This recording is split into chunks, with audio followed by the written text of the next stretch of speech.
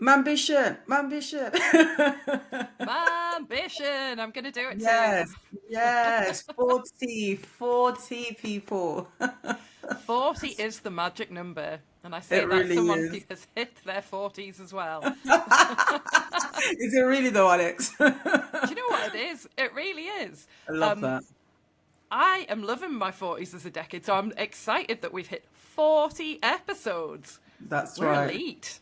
Yeah, we just kept showing up, man. It's all about just showing up in your dressing gown, showing up when you don't have time, showing up when you can't be bothered, but you just have to be bothered. It's certainly been a lesson in persistence and grit. It really has. And we've had a bit of a glow up, haven't we, with our Yes, recording? we're now on the Riverside app, baby. Woo! Playing around with it, giving it a try today, and yeah, it's Yeah. all very exciting. So hopefully we sound even better than normal. Hopefully, but I suppose we'll find out soon. So yeah, we're back, guys, for 40. I know we've had a few kind of guest episodes, but we thought we'll come back to just kind of ask conversational, just talking about how far we've come and the lessons we've learned. It's been a journey. It's been amazing, actually. We've been saying that it's like having free coaching from all of our guests. It's like an amazing insight into all of these really cool people's perspectives on life, and I feel like I've learned so much from doing it. I Yeah. really do. No, it has been. I think we're saying how, especially in the phase of life that we're in, since we started recording, things have changed. So right now we're at the kind of later phase of nursery as well. Hmm. So that's it's just like the seasons, right? The seasons have changed. Where for me personally, I'm at the season of nursery where my son's now in big boy nursery. It's got Oh, the uniform. Oh man, it's got the uniform on. We've done the crying every day. I don't want to go. I don't want to go. Can I not just go 2 days a week? So obviously he goes in oh, 5 days a week.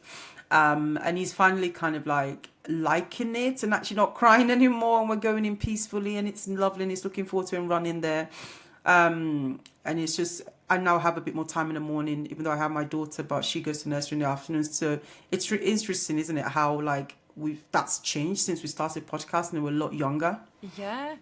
Yeah, if you think about it, they were a lot younger, and Ted hasn't started Big Boy Nursery yet, but he's just moving into preschool at his current nursery. But yeah, I didn't even think about that he'll have to get used to going 5 days a week. It's like having a little Yeah. job, isn't it? It's big. I think it's quite a big change. And I think it's made me kind of think about like, does it even make sense for them? Because they're only three. I mean, sometimes I do think, Hmm. that does he need to be there 5 days a week? Does he need to wear a uniform? He's going to be wearing that for how many years? But I suppose the structures are the structures. But they children adapt. So I think that's what I'm learning is that you probably feel more sad than they do because Hmm. initially I remember the first week I was like, okay, I'm going to be the first parent to pick my son up. Like I was like, I'm going to be the first parent at the door, and now you still run there I every remember day you after nurse. telling me. I think it was a mom guilt making me feel like, oh, I need to be the first parent there. I need to pick him up first. He needs to be the first kid at the door. And it's just obviously a little bit toxic, but at that moment, it felt right to kind of give myself this kind of competition. I don't know why, but But you're it's not just still all doing this. that. Oh no, no, I gave up Oh, after like I think I did it for 2 weeks and I was like, okay, okay. this is not sustainable. But it's crazy how, motherhood is just so kind of like unpredictable and random. You end up doing Hmm. things and if I saw someone else doing it, I'd be like, are you okay? Like, why are you doing that? But it doesn't make sense. Yeah. We've got our visit to school but next week, so we're going to Oh, go and okay. look around the school that he's potentially going to go to. But he's Oh, been wow. excited about moving into preschool. He had like a taster day Okay. last week and he didn't come back. He just went up there and stayed there. And this morning we got to nursery and he said to one of the helpers in the room he's in, I want to go to preschool. So they were going to take him up there if they had space for him today. No. But yeah, I know what you mean. I think we're going to feel much more sad about them starting school than they do. Well, hopefully, anyway. Yeah, yeah, and I think even in a weird way as well, it gives me a glimpse into like the nesting phase because you realize that as much as they're gonna be more independent quicker than we want them to be, and eventually they will not leave us, but eventually we won't be like the number one kind of like, not relationship, but like, soon it'll be friendships, and then Mm-hmm. you'll almost take a back step. And then I think that's what now I realize, that it's actually good for me to have like my ambition and sustain it, because eventually when they become more independent very soon, I won't Mm-hmm. be the number one, and I might struggle with my identity because I don't Yeah. have maybe anything else. So weirdly enough, it actually feels right to maintain something small. If I can only give my career like 40%, I think I'd rather Mm-hmm. have something, because they're slowly becoming more independent, and they I will. know.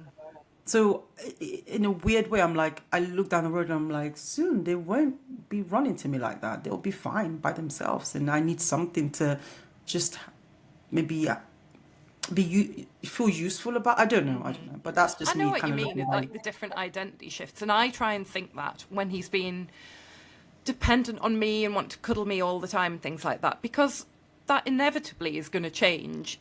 I I don't will. want to have some sort of weird mother son cuddling each Why other when not? they're like It's like, 16. oh, I I won't make any. I won't make any Little Britain inappropriate jokes. yeah, So yeah, exactly. Like, I don't want that kind of thing. But at the same time, I am going to feel yeah, sad about that. And I try you and will. remind myself when he is coming in our Yeah, bed in the middle of the night, just enjoy the cuddles. This won't go on forever. You'll miss it. He probably won't remember it, but yeah. you will miss it. Although I did tell you that he was in our bed the other night and I was so uncomfortable, I went and slept in his bed. I left and went in There a you go. separate room. Take that, Ted. And then Eddie couldn't find me, so he was like trying to pat the bed and see where I was. And he woke Ted up, but accidentally. So then Ted was like, "Where's Mummy?" And then Rookie error, I, man. You've got to I know, heard, like, I know, I heard Eddie going, "Ted, come back, Ted, come back." And then Ted was like, no. "I found you, I've come back." Oh, I was like, "Oh, great." yay. You're But that's so good at exactly what I finding wanted. me. Yeah, no, it's just yeah, I think it's definitely interesting, isn't it? Just the stages and the phases, and kind of just leaning into the messiness and the learnings, because it changes so much. And I think that's something definitely that the guests have given us, because a lot of our guests are at the slightly more older phase of motherhood. Hmm. So it's been nice having that almost like mentorship, advice, therapy sessions with them. And they're like, yeah, my kids are older, I'm not carrying them all the time, I'm not changing nappies all the Hmm. time. So it allows us, I suppose, to have a glimpse into what's coming, but Yeah, also appreciate what we have now. Yeah. yeah, and I think that's really been helpful as well, because it does help you appreciate what you've got at the moment. And I think I think it might have been you that said this actually, about these are the best, like these are the days that people look back on and think, oh, like these are the good old days that we're in at the moment, and we have to appreciate that at the time. But then I think understanding that's really crucial, because otherwise you're almost finished this stage and past it before you've appreciated it. And then you're looking back, feeling all nostalgic about it, but maybe, I don't know, didn't take the time to think, I love this at the time. Because as much as we talk about motherhood and some of the pitfalls and how to juggle, motherhood is great. It is really fun and interesting seeing a little kid develop and get their own personality. I think especially watching your two have such different personalities as well. Yeah. Because I haven't Uh, got two to compare, but yours really are different, like different yeah. personalities and lovely in their own ways. But it's so interesting that they become their own little people. It really is, and I think it's been wonderful, and I think like you're right there. There's just, I think, always remind ourselves in the manic and the chaos to just take a moment, look around, and soak it all in, because it will pass. Hmm. And at the same time, I think it's been nice to know that even through that juggle, we can do the podcast. We can get to Hmm. 40. It's certainly been a lesson in like how much people can level up as mothers, and I think that's what this is teaching me. How, want, if something is important, you will see it through, you will find a way. Hmm. And I think hopefully that's a message you can send to everyone listening to this, like, look, we probably don't have more time than you, but, and that's, I don't mean like no nasty way, I just mean that in the sense that You just have to get some priorities and choose what you want to do and stick to those things and be consistent and just show up all the time. But I think that's certainly what I've learned about Mambition. And even just how much more confident we are in our guest chats as well. I think that's been cool. Yeah. Yeah, definitely, because I think, and we haven't talked about, we did our first guest slot on another podcast as well, didn't we? Oh, yes. I forgot about that. So we need to celebrate that. Yeah, so we podcasters for real. So, we're available to be booked, guys, but we'll let you know the fee. You got to put some fee on it, girl. You got to charge. I'm ready to charge. So, yeah, big thank None of you that working for free over here. Yeah. Well, apparently we are working for free. Have you seen that we've it's gender pay gap point of the year? Oh, no, let's not forget. Yeah, Let's not Yeah. Well, no, so we went to Elizabeth Willetson podcast. She's founder of Investing in Women, and we did like a podcast swap. So that's been really fun. I think, when you were doing that podcast, did you not think, wow, it's incredible how when you start showing up in your life and taking, facing your fear and doing it anyway, it opens up opportunities of things that, because I could podcast for a living, weirdly enough, and I feel like we're suddenly doing things that we almost really enjoy.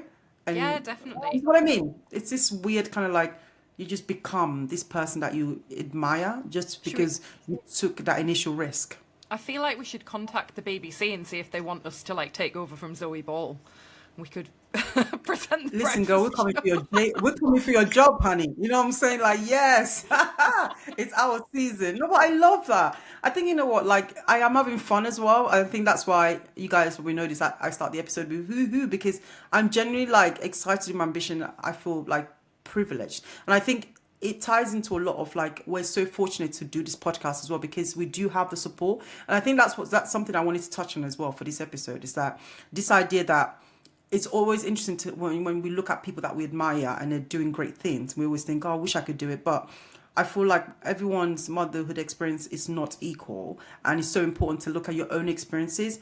Be hard on yourself, but also be gentle on yourself. And then with that, take small steps. We have support. If you're number one, I can speak for myself. I have an incredible supportive husband, and I have incredible supportive mother-in-law who's showing up when I call. I'm like, Janice, where are you? So that's why I can do this podcast. That's why I can have a career and do this. So I think I just want to say that, so that anyone who might be feeling oh, I want to do more, but I can't because I don't have the support. Don't feel bad. You're doing the best with what's in your life, and it's just about thinking maybe what other small thing can you do. That's the way to look at it. I guess planning it for the next season as well. When things get a little bit easier. And again, I've got really good support. I think it'd be really hard to do if you didn't have the support. But then one of the other things I've learned from people we've interviewed, we've talked to a couple of people who've written books, and they've written it in those 15-minute increments. So using those small little pockets of time to start building something for you, something that you want to do, is the way forward, I think. And it's definitely helped me, instead of thinking, I'll just scroll on my phone for 15 minutes, to think, right, what could I do now? What could I do in that little bit of time?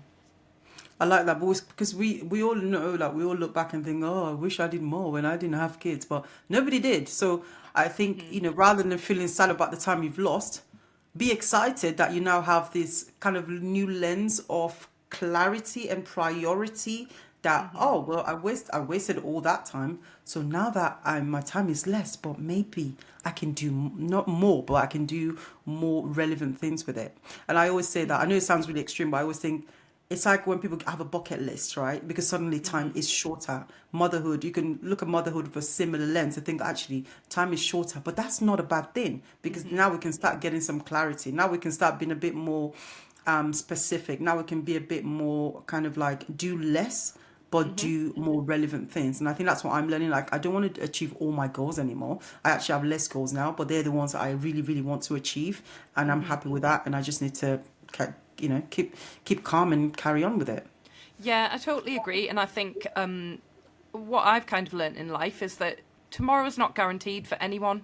And you only get one life. So instead of spending your time wishing that when we were talking about this, we could have spent the next year wishing we'd started a podcast, but actually we just got on and did it. And I've got no regrets about starting it. I just wish we'd got on with it sooner. And I think you will feel like that about anything. If you've got a burning desire to do something, don't wait for the perfect time. Don't wait for the stars to align. Pick some small things you can do to get towards that, because at the end of your life, you're going to regret having not tried something. You're not going to regret having tried and failed. You'll think, well, at least I know. At least I know that I was no good at, I don't know, being an artist. But What? you tried. Well, I've still been painting. I'm still trying to draw some stick man over here. No, but that's true. You know what you said is right. And I think I learned something really good from Anne Welsh, Dr. Anne Welsh. She came on, and I made a post about on LinkedIn that I was trying this video messages for candidates, because I'm not getting that many responses from my actual messages to them. And she said how, she looks at things as experiments, as a way to get data points. And I thought, that's really good. So when she tries something new, she looks at it like, this is just data. I'm just collecting some statistics to see what works and what doesn't. And I really liked that, because I've been reading a book by, it's the Blinkist guys, because I ain't got time sometimes for actual books. Amy Edmondson, she's a Harvard professor, and she talks about using failure as a way to grow. And it was this idea that, we almost have to see failure as stepping stones and not like the end. So what Anne said about seeing everything as data, I really liked that, because then it gives me this confidence to think everything I'm doing is just data. So if I fail at something, I'm not a failure, because that was just some data, and the data shows that it didn't work. And that's okay. I can separate myself from the data, and I can not say I'm a failure. If this podcast, doesn't work, we won't say we failed at podcasting. We'll just say it didn't work out. And we can say, okay, what can we take with the learning and apply it to something else? And I just think that's quite such a nice, almost scientific way to look at these things. And I think sometimes, especially as women, we need that approach rather than this idea that if it doesn't work and I failed, I didn't do It's it. not life or death. It's not life or Do you death, know- exactly. Something that Anouk said to us really, really stuck with me when she was talking about investing, and how you wouldn't say, oh, I don't know how to drive, or like, I can't drive. What? It was something along those lines anyway. You wouldn't say, I'm no good at driving. If you You can't would say, drive, I can't drive, yeah. I haven't learnt to drive yet. It's not that you're not good at it, you haven't learnt how to do it yet. And so for me, that was quite freeing, because it was like, you can apply that approach to anything. You don't know whether you're good at something until you try, or you try to learn to do it. So I'm trying to apply that in other areas of my life, because I really, really like that phrase. No, from but you her. have, because I've been seeing you posting on LinkedIn. Tell us more about that. I see a lot of LinkedIn, girl. Do you know what? I think people who aren't on LinkedIn who listen to this podcast will be like, I was talking about LinkedIn. And they've got any shares in LinkedIn? No, we don't. We wish we did. We don't. So I thought until very recently, I thought LinkedIn was still just a big CV where you have your job details and you only go on there if you're looking for a job and so on. And I didn't understand why anyone would post on it. And when we started the podcast, Tiffany said to me, oh, I really like LinkedIn. That's kind of the place to be. So I was like, all right, well, I've got an account. I've had an account for years. Let's have a look. And I realised people were posting quite interesting stuff on there. There's a lot of people who are worried about the over Facebookification of LinkedIn, don't like, if that's a word, the sharing of like personal stuff. But I also did a course as well, just a video course about personal visibility. Obviously, if you've got a podcast, you need a bit of visibility. There's no point having a podcast if nobody's listening to it. So I was like, right, let's get on LinkedIn. Let's start networking. And I love it. I really, really like it. I had some tips from Tiffany in the first instance. This was groundbreaking for me. I said, I've just followed this person. I've just followed that person. And you said to me, oh, I never bother following anyone. I just send them a connection request. And I was like, oh, you can do that? Right, well, I'm going to do that. So now, and this is the truth, I doesn't matter how famous or important or how many followers the person is, I just send them a connection request. And just this week, I have connected with, drum roll please, Frank Bruno, randomly. Yes, we're coming for you, Frank. And Tanny Gray Thompson. And That is crazy. I love yeah, that. it's so random. And a couple of like, so one of the Wow. other people as well is we've talked. I'd love to get her on the podcast because we've talked about her book a million times already. She's called Rachel Rogers, and her book is called We Should All Be Millionaires.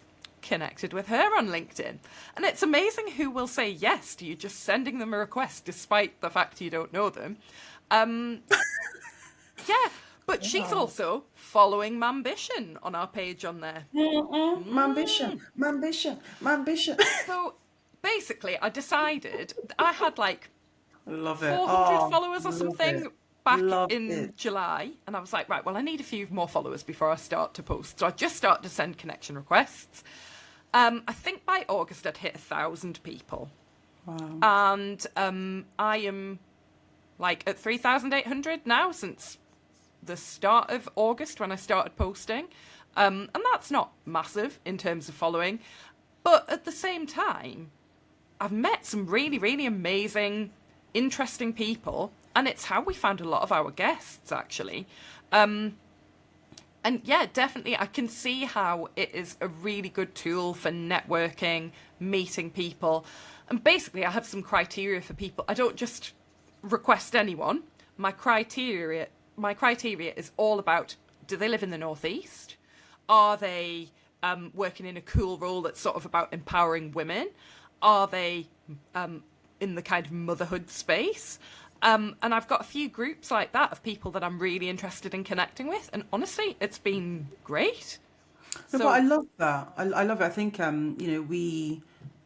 it always seems impossible until it's done. And again, even if this podcast it's been on LinkedIn, everything always seems like alien or different at the beginning. And I love that you've kind of jumped in and just tried. I mean, again, what's the worst that could happen? People say, no, if you don't connect with you, okay, well, you carry on with your day. Your coffee will still be warm and your coffee will taste the same. But I think what we're all learning here is that, you know, everything is always hard at the beginning, and it's just about trying, try.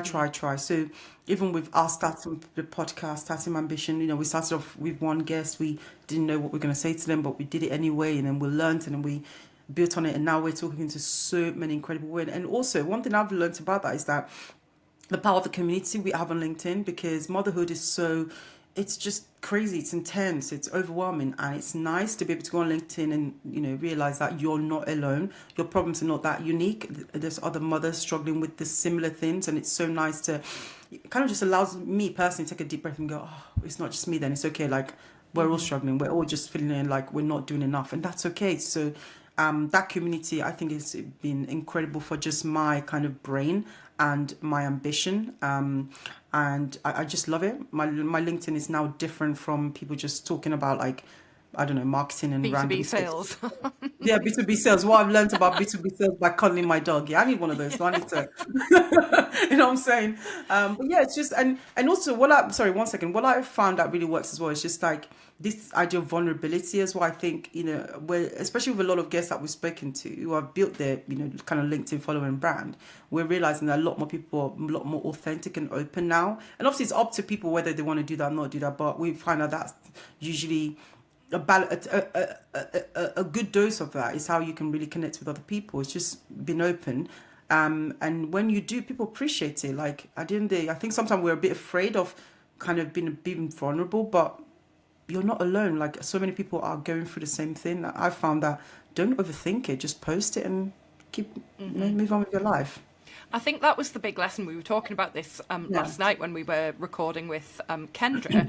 That the most successful post I have put up there was literally about the Olympics and Ted thinking he's better at weightlifting than a female weightlifting bronze medalist, and that my phone didn't stop beeping because it got like over 30,000 views or something like that. And you just never know what's going to catch people's imagination. So don't overthink it. Don't worry about it. Just stick it out there. And something I learned from Lauren Curry was the thing about visibility, and that you hope that work will speak for itself. And just by being really good at your job, you'll get the recognition and the promotion that you need. But actually, that's not usually the case, and that there's a visibility gap in terms of women putting themselves out there, and that it's important for not just women themselves to do it, but for other women to see other women being visible. So that's kind of stuck with me as well, and that's what spurred me on to keep posting. But yeah, it's all come out of Mambition and wanting to promote the podcast and get interesting people to come and talk to us. But people have been so willing to come and give their time, haven't they? Yeah, because what that's taught me now is like the power of doing something that is relevant to a lot of people. I think, just kind of like my ambition is so universal. I mean, how many mothers are managing the juggle? Millions, billions, I don't know. But, it's this idea that we started this as a way to kind of speak out loud about what we're going through, but there's so many other women going through the same, and it's been really refreshing to connect with women based on that. Like, I might be black, you might be white, you might be Indian, but we all have the motherhood juggle, and that's been beautiful. Like, it's something that unites us all, and I think as women, especially in times like this with the economy, what's going on in America, we're not going to talk about that. You realize that we need more than ever than before. All need to stand up for something. We all need to, have a community, help each other, support each other. And I think visibility is the way forward. As a woman, you're listening to this. Even if your job is going well, there's nothing wrong with building a brand. Like, that's one thing I'm learning is this power of brand and power of being known for something. And I want to touch on that as well, because I think I struggled with it a bit, because I was like, what does it even mean to build a brand? Like, I don't know if I've got a brand, but I realized it's not this like cold marketing spiel of I'm going to build a brand. It's about just talking about things that you care about and is relevant to you. Like, I'm in the motherhood juggle. Like, that's my one thing that's unique to me and not so unique to me right now. I'm managing my life with 2 children, working full-time, looking after kids, kind of what feels like full-time. It's not full-time really. But just talking about that, like, so if you're right now wondering, and I mean, we're not marketing gurus, but if you're worrying about what your brand is or what to post on LinkedIn, just talk about what you're going through, and you realize that people will connect with you on that. So I think that should hopefully help someone who wants to make their first post or start putting themselves out there on LinkedIn. Just talk about what you're going through or something that's happening in your day that's relevant to your experience, and you'd be surprised. Surprised.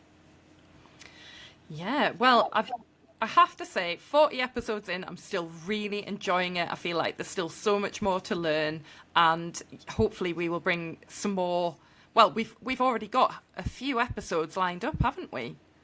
We've gone from having to record, gone from not having anyone every week and like waiting, what's going to happen this week, to like banking 3 or 4. And just having people talk to us and want to talk to us. And so many people, like I said, some people have given their time as well, which again comes back to that point of, even if you're a CEO in a C-suite or you're a leader in marketing, leader in this and that, so many people that are mothers, they see the value in this. They see the value in this. So motherhood in itself, I think it's almost becoming a brand. And I think more women need to lean into that. I feel like, because it's almost like a secret club that you don't really get until you're part of it. Like, I had so many misconceptions about motherhood until I was in it. I was going to learn a language and write a book while I was on maternity leave. Exactly. And I think, look, guys, we're going to end this as well by saying that, look, we're coming to the end of the year. 2024 is coming to the in what I think Christmas is like. I think Alexa was telling me Christmas is in 30 something days. I was like, Ted told me that yesterday. I was like, how do you know that? They know. But yeah, the year's coming to an end, and again, I know that worries a lot of people. It should worry you, but also not worry you. Like, I'm worried, but also not worried, because at the end of the day, look, if you're a mother, and you obviously probably are a mother listening to this, you're doing your best as it is. So know that for the past 10, 11 months, you've kept your child alive. So bravo. No, but it's true. Listen, it's a job in itself. It's a hard job. So well done. So don't panic because you've got a month left to the year or just over a month. Just take a deep breath and just sit down, find some 5 minutes and just think, what's one thing can I do? Like, that's how we have to look at life sometimes. Don't get overwhelmed by December coming, because I think a lot of people do. They panic, the Christmas. But, just relax. Like, time will pass anyway. So what one thing can you do? And I think that helps to just do something and just not, feel overwhelmed. Yeah, it's a lot. I'm currently working on, and it will be finished soon, a little PDF about dealing with the mother's mental load. I'm making myself Well, you've accountable put it to out get there, it Alex. finished here yet, so need to You've get put it it out done. there. He's gonna get it done. So guys, look Yeah, out for that from Alex, not me. 'Cause because, yeah, Tiffany, you're not a big Christmas person, are you, though? No, it's always kept me sane though, guys. Like I'm just one of those people like Christmas. No, it's a lovely time. I love it. And obviously with the kids added, it is nicer. But no, I'm very relaxed at Christmas. I'm not one of this like we need to get presents. No, nothing like that. We do the trees. We do everything nice. We have lovely meals. But I'm quite relaxed. I'm just like, nice, well done, guys. But I don't put any pressure on myself to like get carried away. No, because You should be writing it's this just guide. Christmas. Sorry, but. Oh yeah, Okay. because I don't know. I think you know what we'll probably do another episode on that. But I think Christmas in itself can be quite stressful. And I remember I think one thing that helps me actually. No, I before I became a mom and I had obviously a lot less time. I used to volunteer for what's that charity that works with people that are homeless in London? Oh, I can't remember the name now. Oh, what is the name of that charity? They've got a red like theme. But yeah, so I volunteered for Is it about crisis? Yes. Oh, crisis. I did that for like 3 Christmases. And it was, I Nice. think it changed my life. And I think that's a lot of how I see Christmas came from. Like literally going to the soup kitchen, I was helping them like serve people, talking to people who are literally like, I have nobody. Like I'm like on my own, and they've come to this place, and they're like, "Thank you." There's what people will come up to you and say, "Oh, thank you so much for coming to help me." Like, why? Why? One guy was like, "Why are you giving up your Christmas? Come and spend it with us." And I was like, "That's crazy." How like we see Christmas as this like abundant eating over. I mean, look, there's nothing wrong with enjoy yourself. Please do, but I always have this perspective of I'm just glad to be alive and no pressure. But anyway, we can talk about that another time. But I do think sometimes we're just gotta relax a bit and just enjoy the season, but don't feel pressure to, overpressure yourself at Christmas. Yeah, especially with kids. They are, especially really little kids. Really little They kids. they're not yet. Well, I mean, Ted's not quite yet materialistic. I'm sure it'll come, but he's asked for four things, and that's fine. Oh, Pretty cute. He asked for two, and we were like, you can probably have a little bit more than that, oh, but don't love go that. crazy because they don't need it. But yeah, anyway, I think we're probably coming up to an ending. However, speaking of relaxing, we are heading off to a spa next weekend, aren't we, Tiffany? Ooh, spa. Yeah, it feels So weird. we, I am a bit like worried about, not worried, I don't know how to relax, so I'll try and relax. so yeah, we might record an episode while we're there. Although we said that when we went to the lakes and we didn't. So we may Exactly. So record an don't episode hold us to that. telling you how relaxed we are. And trying to relax whilst we're not relaxed, we're learning to relax. Oh, it's a lot, but yeah, that'll be great. But yeah, guys, thanks again for 40, for listening. There's more to come. We've got some incredible guests for you. Like, share if you enjoyed the episode, share with someone, tell someone about us, leave us a review. Oh, well done for remembering And to yeah, say this. We never remember. oh, I know, but you gotta, call to action, guys. CTA. Love And it. maybe no, I'm not taking a marketing course by the way, guys. But you've got to. But yeah, just share. We want to send a message, and I think hopefully my ambition is that inspiration for you, and share with someone else who might need that. But thank you for joining us. It's been just amazing. We love you. We love you. My ambition. We're out. Thanks, guys. Bye.